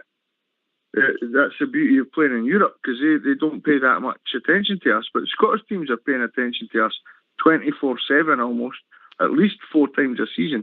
And so just to get to know how we're actually playing, which in Europe is more than good enough, but in our own Scottish League, like 2 banks of 4, we struggle a lot. We really do, and it's because we're not playing the fast, fluent football that we can. to be honest. I know that it's a difficult thing to do, but we could do so much better. But at the same time, we're still just ticking over doing enough. I think, bizarrely as it is, Davey, if you ask me what was the better performances, Tannadice and Motherwell or St Johnstone and Aberdeen, I would say Tannadice and Motherwell. And we dropped 4 points. Yeah, well, we were defo against Motherwell. That shouldn't have occurred. It's crazy talk. It really is. Some of the results have been crazy talk. However, by us complaining or moaning, I've been on Facebook earlier on today and seen so many people complaining. And honestly, man, like we just knocked Borussia Dortmund out of the blinking. Honestly, guys, what were they complaining? They're complaining that, well, initially they're complaining that we're not doing well enough because a 1-0 win over Aberdeen essentially is not good enough on our 150th anniversary. When the reality of the matter is 3 points is pretty much all we require on a game-by-game basis. Yeah, but they're complaining that we're not playing well enough. Is that what you're saying? Yeah, essentially, yeah. Mm-hmm. But that's going to be the same. Most games that we play at the moment, it's going to be a slot, shall we say, a 2 each or a 1 each or something like that. We are really struggling to get goals, and that's because of the mostly because of the team we're playing against. They're shutting the parking the buses. Well, as Scottish football teams, we all know how to defend. It's kind of one of the, if you're a defender growing up from a young lad, you know how to defend, you know how to close down space when it gets into the box. These boys are professionals, like we can't expect. We need to change from time to time. They're not doing that from the very start. They're playing like Aberdeen played 5 across the back, 2 banks of 5. Yeah. That's what they played. And no matter who you are, you go running your best players and run them into those huge cauldron of men in the box. You're not going to get a goal, or you'll be very lucky to thread in. It'll become a quagmire. Exactly. Yeah. And I think it's just sad. I just think Scottish football is quite sad that way, And when you watch the way we play against European teams, you sometimes see an entirely different quality football. That's what you do. That's what I say. Well, definitely, I would agree with that. But when you think about it, there's a lot to lose for these clubs, man. Like, see, for instance, if they drop out of the Premier League, You're talking about Scottish clubs again? Yeah, Scottish clubs. Yeah, okay. There's a lot to lose for them. If they end up in the bottom 6, or if they even end up getting relegated, then they're goosed, and it's not even as if they get all that much money in the first place. It's a bit of a farce. Whereas with the European clubs, that's why we underestimate us all the time, because they're kind of easy, and they just want to come ahead, which is beautiful for our style of play. You sound as if you're a wee bit sympathetic towards them, in my opinion. I look at Rangers and I'm saying the way you're saying, these clubs, they're going to lose a lot. They've got a lot to lose. We this season have got a massive amount to lose if we can't win the league. There's a bigger potentially. Still end up. Is there a bigger pot at the end of the rainbow for our Rangers club and the players that are in it? All I care about is Rangers. But the reality of the matter is, if you're to be, you don't even need to be feeling soft for any other team in the league. The reality is that is what our league's all about. And I want us, we are going to win the league this year. I've said this before. I've got a good idea that we might even get beyond to the semi-final of the Europa League. But the reality of the matter is that it's, unless we have a level, I don't mean level playing field as in we give everybody our money or anything like that. What I mean is loads of things need to happen in Scottish football to make this a better league. In general, Rangers and Celtic are massive. They're not so much so, but we're massive, and we're carrying the flag for Scotland. And there's loads of teams like Hearts, and that, given the right input, they could end up being proper, solid teams. Anyway, we've also been joined by Bob Chair. Evening, Bob Chair. Good evening. What an interesting discussion. Hi, Bob Chair. Hi, Bob Chair. There you go. How's it going, everybody? All right? Aye, bro. I hear you discussing the standard of your game there. Well, I'll tell you, I watched the standard of your game on Saturday. And I'm sorry, but I couldn't go through the turgency of that first half again. Very many times. But having said that, I've got to blame Aberdeen FC for their attitude. They were just no way were they going to come down here and play football. Was parking the bus for 90 minutes. But it took Rangers 71 minutes to get an effort on goal. Okay, we got the points, they won the game, but come on. We've got to be better than that, lads. I'm like the boy there. I can't understand why your form's so good in Europe and so indifferent in this league. And a very, very poor league, by the way. So, as I say, it was exactly highly entertaining at the weekend. We got the points and we're still in there. But we must get better, guys. That's my reflection on the weekend. On the game in general here, I didn't care about the rest of them because you seen, I didn't need to talk it all through. You know what happened to your club? Did any of them care about us? No, never. And I didn't care about them. They can all do what they want. That's 100% right. Sorry, on you go, bro. That's 100% right. No, none of them actually gave her a flying, you know what. But the reality of the matter is that is the league that we play in, and so in order, we still like it to be considered decent, despite the fact they don't like us and we don't care. And so that's the crack. But we still require a decent element of opponents so that when we go into Europe and that, we're at a certain level. We're having to boost our level. I don't know, as you said earlier, as lots of people have said, I don't understand why we can boost our ability of play. I know there's more space and that people aren't sitting in banks of staying behind the ball. Cheers, Tommy. In you come, Billy.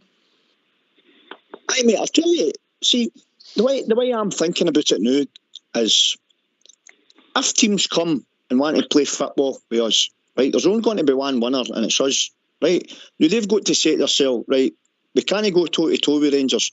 So they need to come up with a game plan to try and get a result for any chosen game. That's what they do. Right, so that's when they start all this part in the bus carry on. But then that's up to us as Glasgow Rangers to come up with a plan to beat that system. And that's a frustrating thing. That is what's so frustrating. Agreed, yeah. That's a frustrating... Sorry, mate, you're all right. That's a frustrating thing. But listen, as I said at the start of the show tonight, if that's with, it's not got to be pretty to watch. As it's certainly not our problem. We're trying our best as a football team to overcome and get the points that's required for us to be champions. So that's other teams that stay in that. You know what I mean? And if as I said, it's no pretty to watch, but it's at the business end of the season now. And if it means games like that on Saturday there against Aberdeen and a 1-0 on 81 minutes, I'll take that all the way to the end of the season, guys, if we become champions. And it'll all be forgot about, you know what I mean? Aye, but it's got to be this one game at a time, David, didn't it? Yeah, can I just lob a wee question in here to use the guys that's on tonight? Regarding, we're talking about Everton being repetitious. I don't think this 4 games a year against the same teams is helping us any. Couldn't agree more, David. Sorry? I couldn't agree more. I think this is what breeds this we know how they're going to play attitude. I think a bigger league get more involved in it, make it more interesting as well. But I think 4 games, that's just, I think, for financial things. But I don't think it helps the Scottish game at all. I think it needs a bigger league. It's up to you. I think you're 100% right there, by the way. I think it's initially, well, not just initially, first and foremost and always, it's financial, 100%. But everybody I talk to wants the Scottish League to be a 16-team league. It's quite, that's just what everybody wants, and we reckon it should happen. But the SPL or the Premier League they don't want it because they just want to make big bucks off of the teams that can get a fairly decent capacity.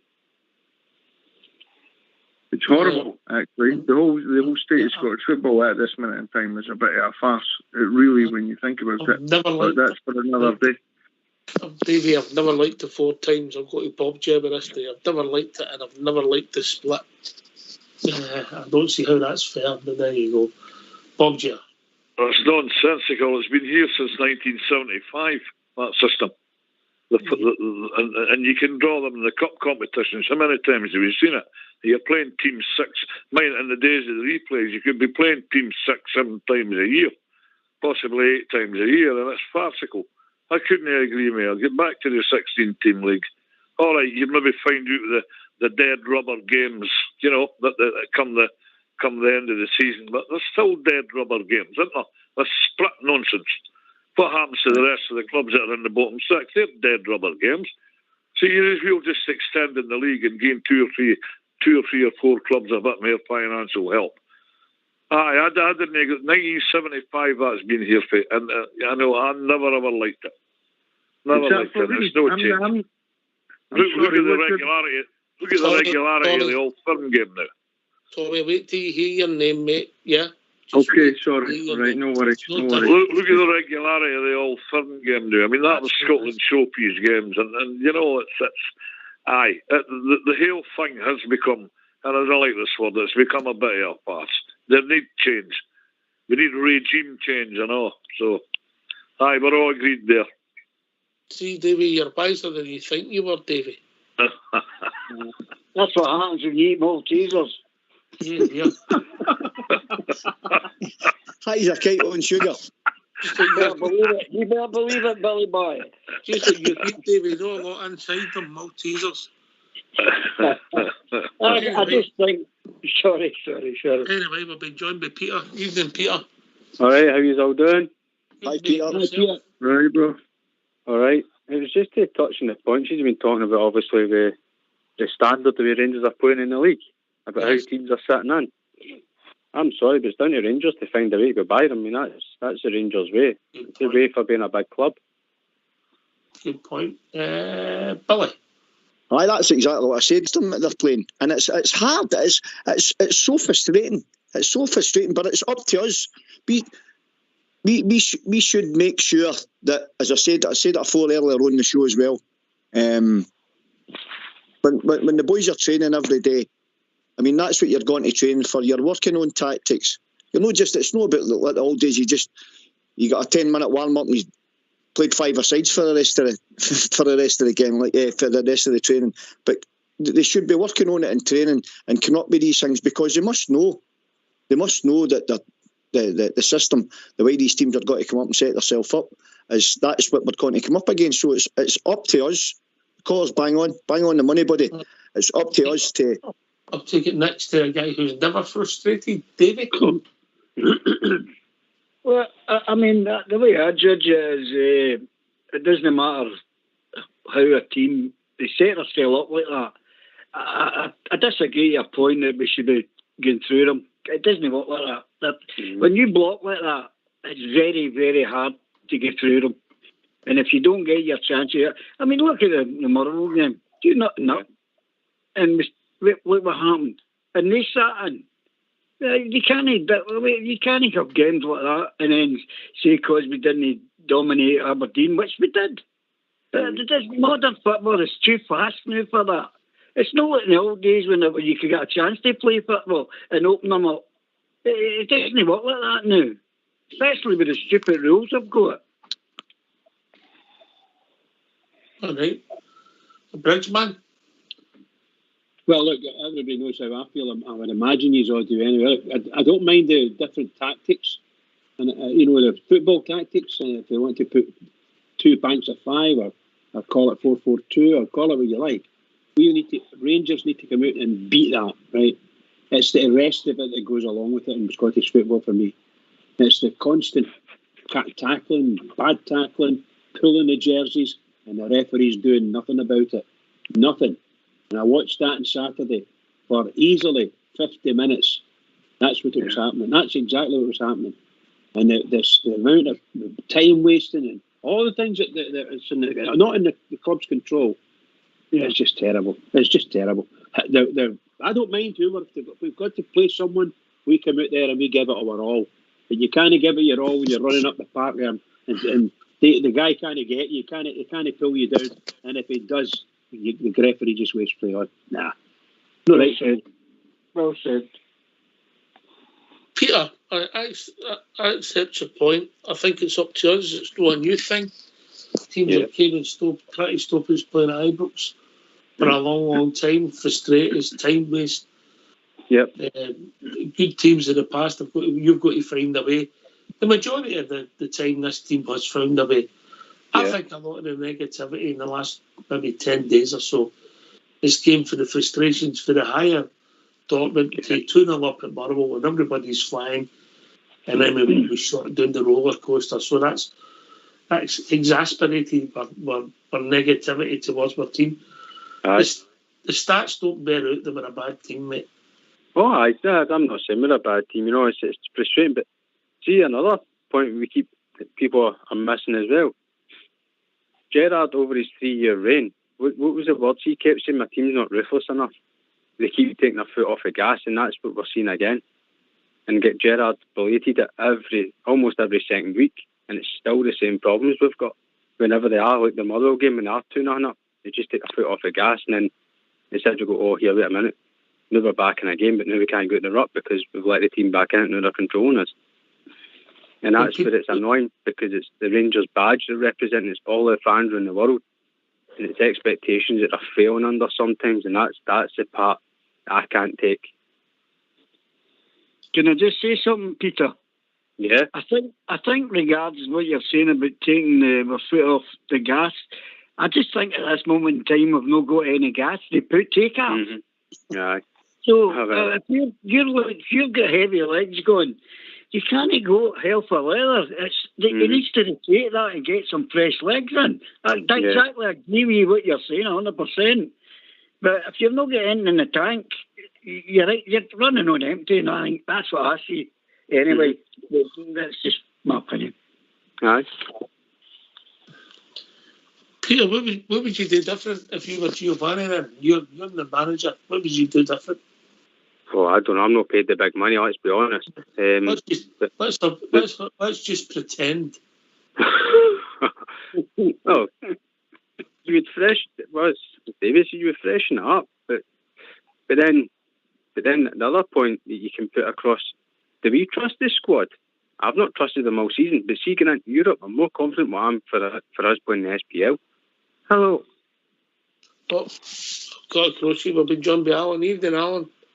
Good evening, guys. Who's on the panel? Oh, loads of people, mate. But the phone's on. There's man on there. He's sitting there eating away. Usual. Just a few comments, guys. I've been listening to what's happening. See, when we played Aberdeen on Saturday, sorry.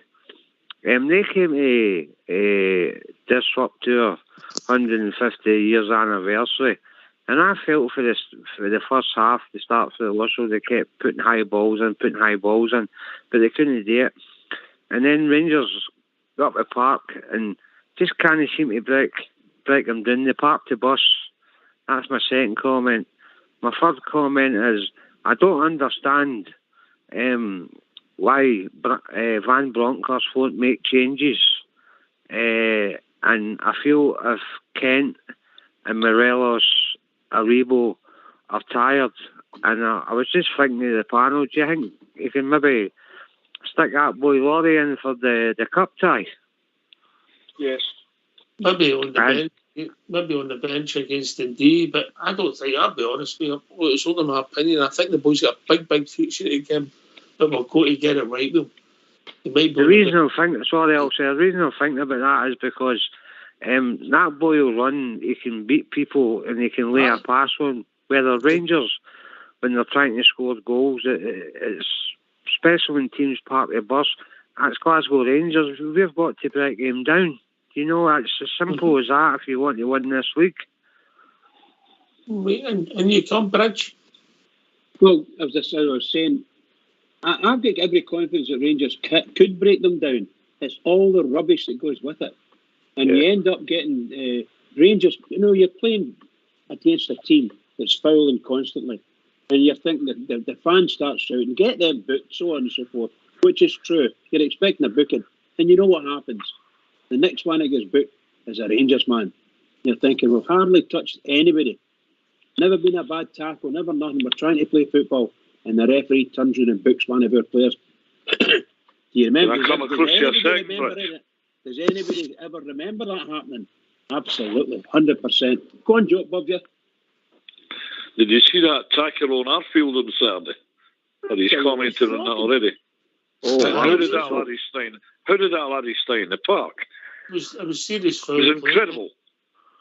Well, he didn't stay in the park. He actually tackled him off the park, Bob.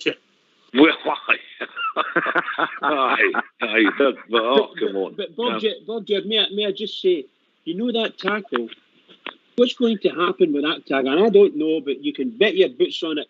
You'll read it in one of the newspapers, or all the newspapers, and you'll hear it on the radio when somebody makes a comment and they say, that's all right. There wasn't much in it. There wasn't plenty in it. Number two, it was off the park. It was worse than that. It was worse than that challenge at Porteous for earlier on in the season. It was a bad challenge, Bob. I'd actually forgot about that. Yeah, leave it. I don't know how that laddie stayed in the park. Now that we're playing Peter's game, Peter's in charge. He's going to win. Billy, if you could freshen up one position, what would it be?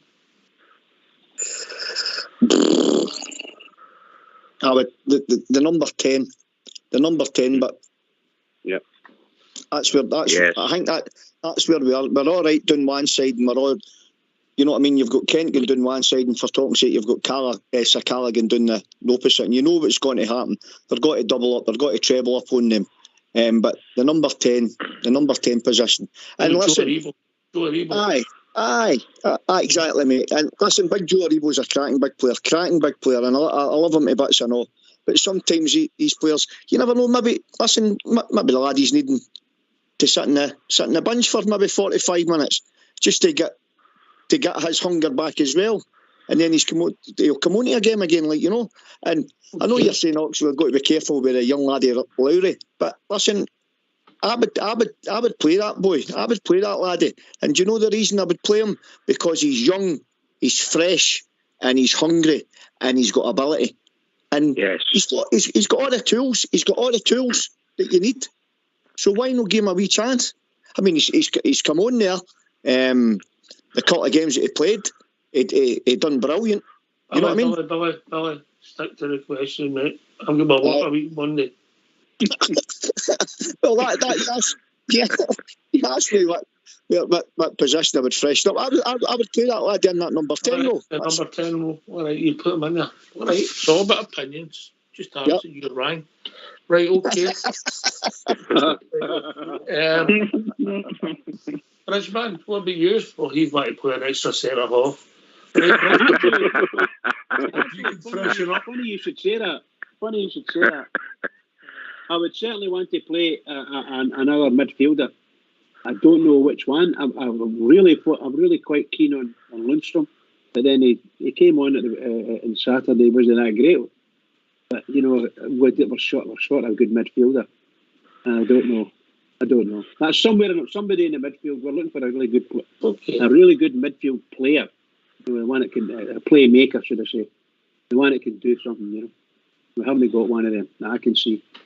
Or they're injured.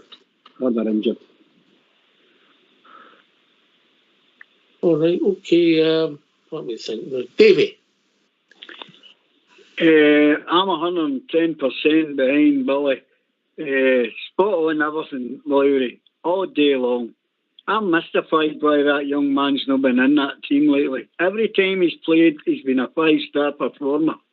And if we need a bit of legs, he's the guy who needs to come in. That can't do us any harm. It's got to improve us. I would put him in the team. Number 10. There you go. That's me got another fan, Ox. That's me got 3 fans now. You're not Gavs in the post, Davey.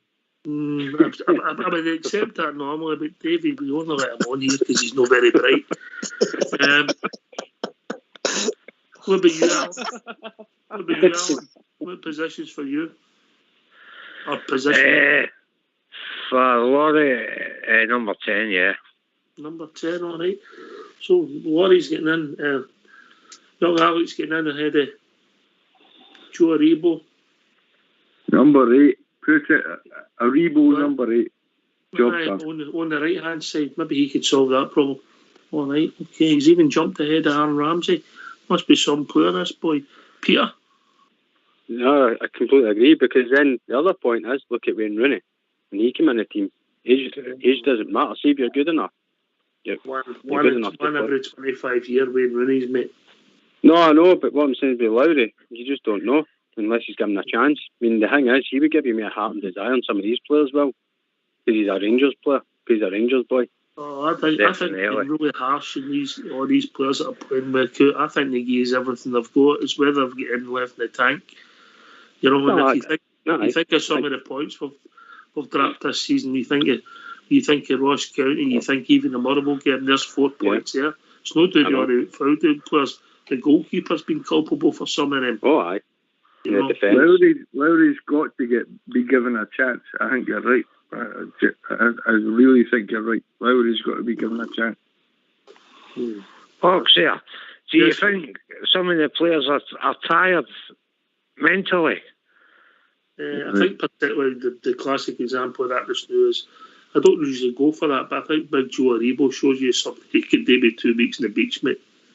Yeah, definitely. Yeah. And just before I go, guys, I was looking back on the Dortmund game, the 4-2 and the 2 each, and they were talking about the revenue money and all this and that, and some reporter came out with a wee article in the paper and said that they'd roughly made about 10 million out of 2 games. Now, I don't know if that's true or no, but I was talking to my friend there just before I came on, and he said it's £45 for to go and watch Red Star Belgrade. I think that's a disgrace. But at Ibrox? Yes. That's the prices, mate. Aye, that's the prices. £45. Aye, what do you think the Dortmund game was? About 55. Oh, how would the Dortmund game's no cheaper than that game? What was the Dortmund game tickets? What were they worth? I think it was averaged out about 42. 42. Mm-hmm. 42. Right, so that was 42. Another thing was, it's about these substitutions. I can't understand. We've got time to discuss that tonight, Tommy. We've reached that time of the evening, mate. All right. I hope you've all enjoyed it. Always great to hear from you, Tommy. Always great. Peter. That wasn't Tommy. Oh, sorry, that was... I'm Tommy, man. Sorry, wrong names. Sack a board. It's Alan Oxford. What are you on, man? You on the vodka? I wish I was, Alan. Fridge, man, get your wallet and buy that guy a bottle of booze. Thanks for taking my call. Cheers, boys. Listen, it's over to you, Billy, at this time of the evening, Billy. Well, guys, I thoroughly enjoyed the show tonight. I'd just like to thank yourself, Fox, for asking us on, and my bridge man, my other compadre. The colours have all been superb as per usual. A lot of interesting facts, a lot of sense been spoken.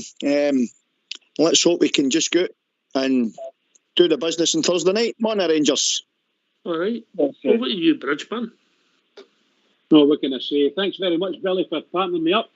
I can just say well done, Oxter, to you and your team. Tremendous night. Great questions. Brilliant stuff. I thoroughly enjoyed it. And I've still got the muffins. Just to let you know, I've still got the muffins. I've still got 2 of them anyway. So for me, I'm going to go and have one now. Now, can I just say to all the Rangers fans all over the world, in particular Rangers fans on here on Rangers Radio, Every single one is. I've got 3 sleeps. Can't wait. I just can't wait. So everybody keep it going for it. Please keep it going for the Rangers, because the Rangers need us and we have the Rangers. Just remember that. Keep it going. Well said. Listen, can I thank all the callers tonight? It was good to hear people on and try to turn negative performance into positives and drive us on to the end of the season. Everybody sees the game differently, but it's all about getting the 3 points if you're new to the end of the season. Can I thank Bridge and Billy for doing the show, and of course Fox and Old School Blue for doing the technicals. Without them, there's no show. I'm just looking to see who's with us tomorrow night. Tomorrow night we'll be joined by... No, I can't find it. I think we'll be joined by GB in Port. Thanks for listening. Stay safe. Take it away, Old School Blue. Sure, I was dreaming of old Ibrox, of her slopes and great grandstands, and I dreamed about the Rangers, the best team in the land. When my memory suggested of a vision bright and clear, of the strange things that would happen if we had the Rangers here. Now if the road to Ibrox Park way up the Shankill, and Brian Laudrup came from Sandy Road, and Alistair Price came from East Belfast, and old Belfast became then old Glasgow. If the Rangers met the Celtic up at Windsor, sure no green flags at that game they would appear. Ulster's sons would never roam, and all the boys would stay at home if we only had the Rangers over here.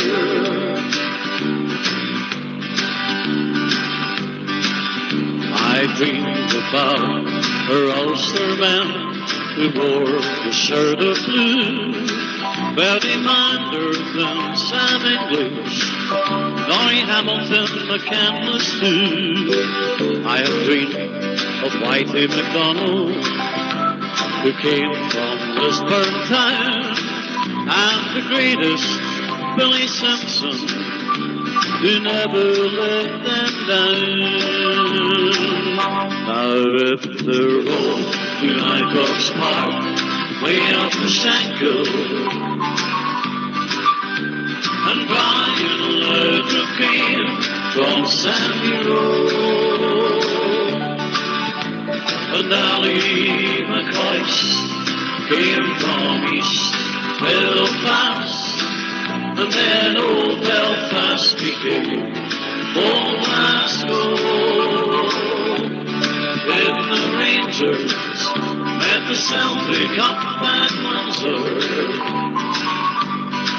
then no green flags at that game they would appear. Ulster's sons would never roam, all the boys would stay at home if we only had the Rangers over here. If we only had Glasgow Rangers over here.